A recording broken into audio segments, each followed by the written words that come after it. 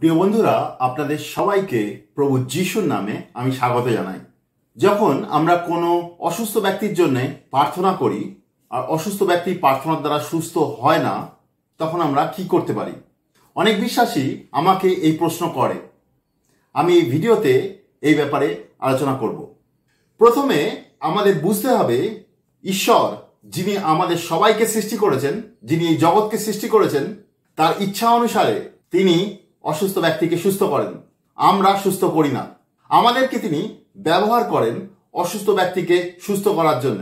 বাইবেলের নতুন নিয়মে আমরা দেখতে পাই প্রভু যিশু অধিকার আর সামর্থ্য দিয়েছেন তার শিষ্যদের, যেন তারা অসুস্থ ব্যক্তিকে সুস্থ করতে পারে আর যারা দুষ্টাত্মার কবলে পড়ে আছে তাদেরকে তারা মুক্ত করতে পারে।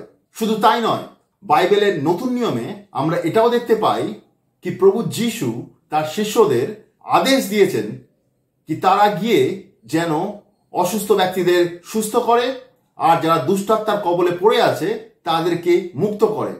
যখন একজন বিশ্বাসী প্রভু যিশুর আদেশ পালন করে, যখন একজন বিশ্বাসী সুসমাচার শেয়ার করতে যায়, যখন একজন বিশ্বাসী প্রার্থনা করতে যায়, ঈশ্বর তাদের মধ্যে দিয়ে কাজ করে। ঈশ্বর সাহায্য করে ওই ব্যক্তিকে, অসুস্থ ব্যক্তিকে সম্পূর্ণ সুস্থ হতে। ঈশ্বর চান অসুস্থ ব্যক্তিকে সুস্থ করতে। তিনি চান তার শিষ্যরা যেন অসুস্থ ব্যক্তিদের জন্য প্রার্থনা করে, সেই জন্য অসুস্থ ব্যক্তিরা সুস্থ হয়। কিন্তু অনেক সময় দেখা যায় অসুস্থ ব্যক্তিরা প্রার্থনার দ্বারা সুস্থ হচ্ছে না। তখন আমরা কি করতে পারি? প্রথমত, আপনি এরকম করতে পারেন, যদি আপনার প্রার্থনার দ্বারা অসুস্থ ব্যক্তি সুস্থ হচ্ছে না, তাহলে আপনি আরো কিছু সময় প্রার্থনায় সময় কাটাতে পারেন। হতে পারে আপনি 10 মিনিট, 15 মিনিট বা আধা ঘন্টা ওই অসুস্থ ব্যক্তির জন্য প্রার্থনা করেছেন, কিন্তু ওই অসুস্থ ব্যক্তি সুস্থ হয়নি। আপনাকে অনুরোধ করব, আপনি আরো বেশিক্ষণ ওই ব্যক্তির জন্য প্রার্থনা করুন, ওই ব্যক্তিকে সুস্থ করার জন্য প্রার্থনা করুন। ঈশ্বর আপনাকে সাহায্য করবেন। এক সময় আমি একটা প্যারালাইসিস পেশেন্টের জন্য প্রার্থনা করছিলাম। তার জন্য আমি শুধু 5 মিনিট প্রার্থনা করি আর সে সম্পূর্ণরূপে সুস্থ হয়ে যায়। আমি খুব অবাক হয়ে যাই তার সুস্থতা দেখে, কারণ তার আগে আমি কোনোদিন কোনো প্যারালাইসিস ব্যক্তিকে নিজের চোখে সুস্থ হতে দেখিনি। আমার খুব আনন্দ হয়, প্রভুকে খুব ধন্যবাদ করি আমরা। কিন্তু তার দ্বিতীয় দিন আমি যখন অন্য এক জায়গায় যাই আর সেখানে সুসমাচার শেয়ার করতে যাই আর সেখানে অসুস্থদের জন্য প্রার্থনা করতে যাই, সেখানে যখন একজন অসুস্থ ব্যক্তির জন্য প্রার্থনা করি যিনি চলতে পারছেন না, তার জন্য প্রার্থনা করতে আমার 1.5 ঘন্টারও বেশি সময় লাগলো। 1.5 ঘন্টারও বেশি প্রার্থনা করার পরে সেই ব্যক্তি সম্পূর্ণ সুস্থ হলো। তো আমাদের বুঝতে হবে, প্রত্যেকটা সিচুয়েশন ডিফারেন্ট, প্রত্যেক ব্যক্তি ডিফারেন্ট, প্রত্যেক ব্যক্তি ডিফারেন্ট স্পিরিচুয়াল স্টেজে রয়েছে। আমাদের কখনো কখনো খুব বেশি সময় প্রার্থনা করতে হবে অসুস্থ ব্যক্তির জন্য, আর ঈশ্বর আমাদের সাহায্য করবেন। দ্বিতীয় পয়েন্ট, কখনো এরকম হয় যখন আপনি একজন অসুস্থ ব্যক্তির জন্য প্রার্থনা করছেন, সেই অসুস্থ ব্যক্তির ভেতরে সুস্থ হওয়ার প্রক্রিয়া বা সুস্থ হওয়ার প্রসেস শুরু হয়ে গেছে। হয়তো তৎক্ষণাৎ সেই ব্যক্তি সম্পূর্ণ সুস্থ হবে না, তার সম্পূর্ণ সুস্থ হতে বেশ কিছু সময় লাগবে, এরকম হতে পারে। তো সেই জন্যে আপনি যখন কোনো অসুস্থ ব্যক্তির জন্য প্রার্থনা করলেন 15 মিনিট, আধা ঘন্টা বা 1 ঘন্টা, তারপরে আশাহীন হবেন না। প্রভুকে ধন্যবাদ দিন। আপনার প্রার্থনার পরে আপনি দেখতে পাচ্ছেন সেই ব্যক্তির মধ্যে সম্পূর্ণ সুস্থতা দেখা যাচ্ছে না, হয়তো কিছু পার্শিয়াল, কিছু আংশিক সুস্থতা দেখা যাচ্ছে, সম্পূর্ণ সুস্থ ওই ব্যক্তি হচ্ছে না। আশা ছাড়বেন না, প্রভুকে ধন্যবাদ দিন। হতে পারে কিছু সময় পরে বা কিছু দিন পরে, কিছু মাস পরে সেই ব্যক্তি সম্পূর্ণ সুস্থ হবে। আমি একটা সময় কলকাতায় এক মহিলার জন্য প্রার্থনা করতে গেছিলাম। তিনি খুব বয়স্ক, তার স্ট্রোক হয়েছিল, আর তিনি যেহেতু স্ট্রোক হয়েছিল তিনি প্যারালাইজ হয়ে গেছিলেন আর তিনি চলতে পারতেন না, হাত আর পায়ের মুভমেন্ট তার হতো না। তার জন্য আমি অলমোস্ট 2 ঘন্টা প্রার্থনা করি। তার হাত পা একটু আধটু নাড়াচাড়া হয়, কিন্তু তিনি সম্পূর্ণভাবে সুস্থ হননি। আমাকে তাকে ছেড়ে চলে আসতে হয়। কিন্তু তার অলমোস্ট 1 মাস পরে সেই মহিলা আমাকে ফোন করে আর তিনি আমাকে বলেন, জানো আমি আজকে মর্নিং ওয়াকে বেরিয়েছি। আমি শুনে খুব অবাক হয়ে গেলাম, কারণ আমি জানি তিনি 2 তলা বাড়িতে থাকেন আর সেখান থেকে নেমে সিঁড়ি দিয়ে নেমে নিচে মর্নিং ওয়াকে যাওয়া খুবই কষ্টকর তার জন্য, কারণ আমি জানতাম যে তিনি হাঁটতে পারতেন না। তিনি আমাকে বললেন আমি সম্পূর্ণ সুস্থ, আমি কারো সাহায্য ছাড়াই নিজে নিজে হেঁটে মর্নিং ওয়াকে বেরিয়েছি। আমি খুব খুশি হয়ে গেলাম, প্রভুকে ধন্যবাদ দিতে শুরু করলাম। আমি তাকে জিজ্ঞেস করলাম এটা কেমন করে হয়েছে। তিনি আমাকে বললেন যেদিন থেকে তুমি আমার জন্য প্রার্থনা করেছো সেদিন থেকে আমার শরীরের মধ্যে আমি সুস্থতা অনুভব করি, আর প্রত্যেক দিন আমি অনুভব করি আমার হাত আর পা আরো বেশি মুক্ত হচ্ছে জড়তা থেকে, আর আমি আরো ভালোভাবে আমার হাত আর পাকে মুভমেন্ট করাতে পারছি। আর এটা হতে হতে এমন একটা স্টেজে এসছে আমি নিজে থেকে চলতে শুরু করেছি। আর আজকে আমি কোনো রকমের সাহায্য ছাড়া, কোনো রকমের সাপোর্ট ছাড়া আমি নিজের বাড়ি থেকে বেরিয়ে এসেছি, আর এখন মর্নিং ওয়াকে বেরিয়েছি। আমি প্রভুকে ধন্যবাদ করতে শুরু করি।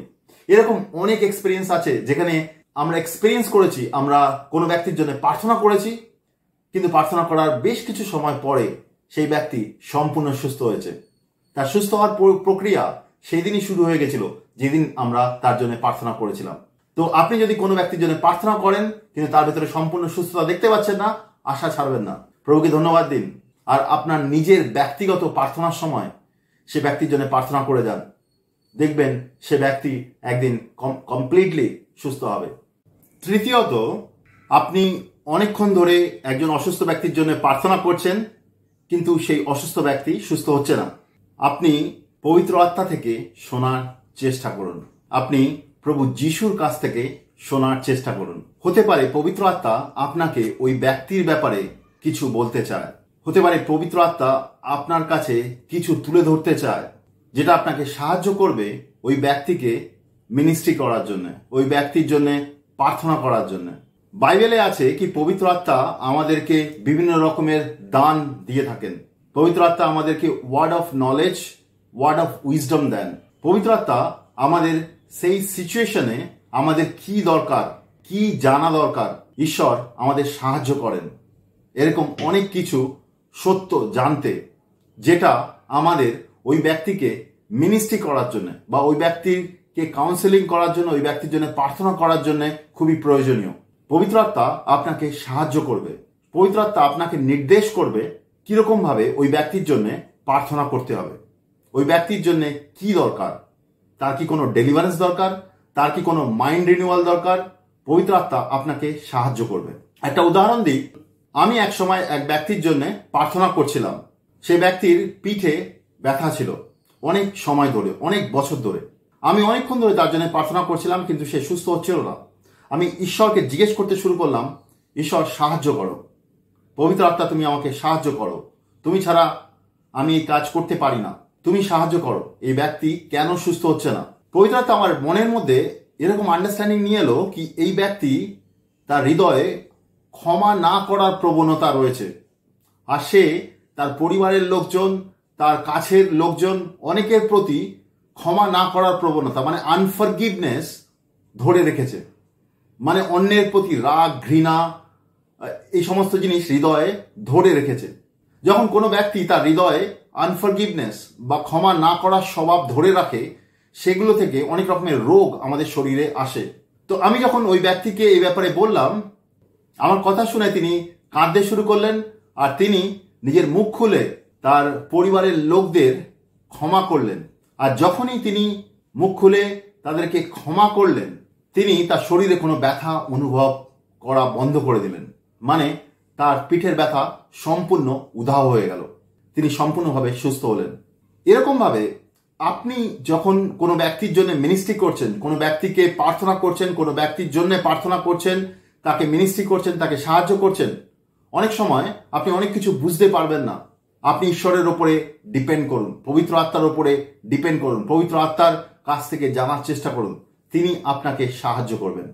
চতুর্থ পয়েন্ট, যখন আপনি অসুস্থ ব্যক্তির জন্য প্রার্থনা করছেন আর অসুস্থ ব্যক্তি সুস্থ হচ্ছে না, এমন হতে পারে কি আপনার ভেতরে বিশ্বাস নেই বা আপনার ভেতরে খুব কম বিশ্বাস আছে, সেই জন্যে আপনার প্রার্থনার দ্বারা অসুস্থ ব্যক্তি সুস্থ হচ্ছে না। আমরা বাইবেলে দেখতে পাই মথির সুসমাচার তার 17-তে একজন পিতা তার ভূতগ্রস্ত সন্তানকে প্রভু যীশু খ্রিস্টের শিষ্যদের কাছে নিয়ে আসে, কিন্তু প্রভু যীশু খ্রিস্টের শিষ্যরা সেই ভূতগ্রস্ত ছেলেকে সুস্থ করতে অক্ষম থাকেন, সুস্থ করতে পারেন না। এরপরে পিতা প্রভু যিশুর কাছে গিয়ে নালিশ করেন। তিনি বলেন কি, আপনার শিষ্যরা আমার ছেলেকে সুস্থ করতে পারেনি। প্রভু যিশু ওই অসুস্থ ছেলেকে সম্পূর্ণ সুস্থ করেন। আর তারপরে প্রভু যিশু তার শিষ্যদের বলেন, তোমাদের মধ্যে বিশ্বাসের অভাব আছে, তোমাদের প্রার্থনা আর উপবাসে যাওয়ার দরকার আছে, তাহলে তোমরা তোমাদের বিশ্বাসকে বাড়াতে পারবে। আমাদের অসুস্থ ব্যক্তিকে সুস্থ করার জন্য বিশ্বাসের প্রয়োজন। আমাদের লাগাতার প্রার্থনা, উপবাস আর প্রভুর সঙ্গে সময় কাটাতে হবে, যাতে আমাদের বিশ্বাস বাড়ে। প্রভুর বাক্যের সঙ্গে সময় কাটাতে হবে, প্রভুর আরাধনায় সময় কাটাতে হবে। প্রভু আমাদের সাহায্য করবেন আমাদের বিশ্বাস বাড়াতে। তাহলে আমরা আরো ভালোভাবে, আরো এফেক্টিভলি প্রভু যিশুর কাজের জন্য ব্যবহৃত হতে পারবো। পঞ্চম পয়েন্ট, অনেক সময় আপনি অসুস্থ ব্যক্তির জন্য প্রার্থনা করছেন, কিন্তু অসুস্থ ব্যক্তি সুস্থ হচ্ছে না। আপনি আরো বেশি সময় ধরে প্রার্থনা করলেন, তাতেও ওই অসুস্থ ব্যক্তি সুস্থ হচ্ছে না। আপনি ঈশ্বরের কাছ থেকে জানার চেষ্টা করলেন, কিন্তু ঈশ্বরের কাছ থেকে কিছুই বুঝতে পারছেন না বা শুনতে পারছেন না। আপনি কি করবেন? আপনি প্রভুকে ধন্যবাদ দিন। নিজে আশাহীন হবেন না, প্রভু আপনাকে সাহায্য করবেন। কিন্তু যেহেতু ওই ব্যক্তি সুস্থ হচ্ছে না, আপনি আশাহীন হবেন না। আপনি ওই ব্যক্তিকে বলতে পারেন কি, আপনি প্রার্থনা চালিয়ে যাবেন সেই ব্যক্তির জন্য। অনেক সময় অনেক গভীর আত্মিক জিনিস আমরা বুঝতে পারি না, বা অনেক সময় ঈশ্বরের কাছ থেকে ক্লিয়ারলি আমরা জিনিসগুলো বুঝতে পারি না। তার বিভিন্ন কারণ থাকতে পারে, কিন্তু আমরা যেন আশাহীন না হয়ে যাই। 6 নাম্বার পয়েন্ট, অনেক সময় যখন অসুস্থ ব্যক্তি প্রার্থনার দ্বারা সুস্থ হয় না, তখন যে ব্যক্তি প্রার্থনা করছে বা যারা সেই অসুস্থ ব্যক্তিকে মিনিস্ট্রি করছে, তারা অসুস্থ ব্যক্তিকে বলে, আপনার ভেতরে বিশ্বাস নেই, সেই জন্যে আপনি সুস্থ হচ্ছেন না। এটা বলা উচিত নয়, কারণ আমরা বাইবেলে এটা দেখতে পাই, একজন অসুস্থ ব্যক্তি সুস্থ হওয়ার জন্য তার ভেতরে বিশ্বাস থাকা জরুরি নয়। যে ব্যক্তি অসুস্থ ব্যক্তির জন্য প্রার্থনা করে, তার বিশ্বাস দ্বারা অসুস্থ ব্যক্তি সুস্থ হতে পারে। অসুস্থ ব্যক্তিকে সুস্থ হওয়ার জন্য তার ভেতরে বিশ্বাস থাকা জরুরি নয়। সেই জন্যে যখন কোনো অসুস্থ ব্যক্তি প্রার্থনার দ্বারা সুস্থ হয় না, তখন আমরা যেন তাকে এইভাবে আশাহীন না করি, ডিসকারেজ না করি কি, তোমার ভেতরে বিশ্বাস নেই, সেই জন্য তুমি সুস্থ হচ্ছ না। না, আমরা যেন তাকে এইভাবে আশাহীন বা ডিসকারেজ না করি। যদি আপনার ভেতরে বিশ্বাস থাকে, আপনার বিশ্বাস দ্বারা আপনি অসুস্থ ব্যক্তিকে প্রার্থনা করে সুস্থ করতে পারেন। অসুস্থ ব্যক্তির ভেতরে বিশ্বাস থাকা জরুরি নয় সুস্থ হওয়ার জন্য। সবশেষে আমি এই বলতে চাই, আপনি যদি প্রভু যিশুর বিশ্বাসী হন, তো আপনি প্রভু যিশুর থেকে অধিকার আর সামর্থ্য পেয়েছেন। আর প্রভু যিশু আপনাকে আদেশ করেছে অসুস্থ ব্যক্তিকে প্রার্থনার দ্বারা সুস্থ করতে, আর যারা দুষ্টাত্মার কবলে পড়ে আছে তাদেরকে মুক্ত করতে। আপনি যখন অনেক ব্যক্তির জন্য প্রার্থনা করা শুরু করবেন, তখন আপনি দেখবেন অনেক ব্যক্তি সুস্থ হচ্ছে। যখন কোনো ব্যক্তি সুস্থ হচ্ছে না, আপনি সেখানে দাঁড়িয়ে থাকবেন না, আপনি প্রার্থনা করে যান অসুস্থ ব্যক্তিদের জন্য। প্রথমে যখন আপনি প্রার্থনা শুরু করবেন, হতে পারে অনেক কম ব্যক্তি সুস্থ হচ্ছে, আপনি প্রার্থনা চালিয়ে যান। এটা যেন আপনার লাগাতার আপনার লাইফস্টাইল হয়, এটা যেন খুব ন্যাচারাল হয় আপনার জীবনে। আপনি যেখানেই যাবেন, সেখানে যদি কোনো অসুস্থ ব্যক্তি দেখতে পান, তার কাছ থেকে পারমিশন নিয়ে তার জন্যে প্রার্থনা করতে পারেন, আর ঈশ্বর সেই ব্যক্তিকে সুস্থ করবে। আপনি যত বেশি প্রার্থনা করবেন, তত বেশি আপনি ঈশ্বরের কাছ থেকে বুঝতে পারবেন কেমনভাবে আপনি অসুস্থ ব্যক্তিকে মিনিস্ট্রি করতে পারেন, কেমনভাবে আপনি অসুস্থ ব্যক্তির জন্য প্রার্থনা করতে পারেন, কেমনভাবে যারা দুষ্টাত্মার কবলে পড়ে আছে তাদেরকে আপনি মুক্ত করতে পারেন। কোনো ব্যক্তি যদি প্রার্থনার দ্বারা সুস্থ না হয়, সেখানে আপনি দাঁড়িয়ে থাকবেন না, ডিসকারেজ হবেন না। আমরা দেখতে পাই বাইবেলে প্রভু যিশুর শিষ্যরা যখন অসুস্থ ব্যক্তির জন্য প্রার্থনা করেছিল, কখনো কখনো তারা অসফল হয়েছিল। যেমন মথির 17-তে আমরা দেখতে পাই প্রভু যিশুর শিষ্যরা অসুস্থ ব্যক্তিকে সুস্থ করতে পারেনি। কিন্তু পরে যখন প্রভু যিশু এই জগৎ থেকে চলে যায়, তখন আমরা দেখতে পাই প্রেরিতের 5:16-তে প্রভু যিশুর শিষ্যরা সমস্ত অসুস্থ ব্যক্তিদের সুস্থ করতে শুরু করে, যেমন প্রভু যিশু করছিলেন। প্রভু যিশুর শিষ্যদের মতনই আপনাকে অসুস্থদের জন্য প্রার্থনা করা চালিয়ে যেতে হবে। কোনো ব্যক্তি যদি সুস্থ না হয়, তাতে ডিসকারেজ হবেন না, আশাহীন হবেন না। প্রভুর কাছ থেকে শোনার চেষ্টা করুন, প্রভুকে ধন্যবাদ দিন, আর আগে এগিয়ে যান। অন্য অসুস্থ ব্যক্তির জন্য প্রার্থনা করুন, আরো বেশি বেশি অসুস্থ ব্যক্তির জন্য প্রার্থনা করুন, আর ঈশ্বর আপনাকে সাহায্য করবেন। কখনো কখনো যদি আপনার মনে হয় আপনার মধ্যে আরো বিশ্বাসের প্রয়োজন আছে, তাহলে ফাস্টিং মানে উপবাসে সময় কাটান, প্রভুর সঙ্গে আরো ডিপ রিলেশনশিপে যান, প্রভুর সঙ্গে সময় কাটান, ফাস্টিং এ সময় কাটান, আত্মায় চলার চেষ্টা করুন, প্রভুর কাছ থেকে শোনার চেষ্টা করুন। প্রভু আপনার বিশ্বাসকে বাড়াবে, প্রভু আপনাকে সাহায্য করবে কি প্রভু যিশুর মতন চলতে, প্রভু যিশুর মতন অসুস্থ ব্যক্তিদের জন্য প্রার্থনা করতে, তাদেরকে সুসমাচার শেয়ার করতে, তাদেরকে দুষ্টতার কবল থেকে বের করে নিয়ে আসতে, তাদেরকে প্রভু যিশুর নতুন জীবনের দিকে নিয়ে আসতে। প্রভু যিশু আপনাকে সাহায্য করুন এই মেসেজ দ্বারা। ধন্যবাদ।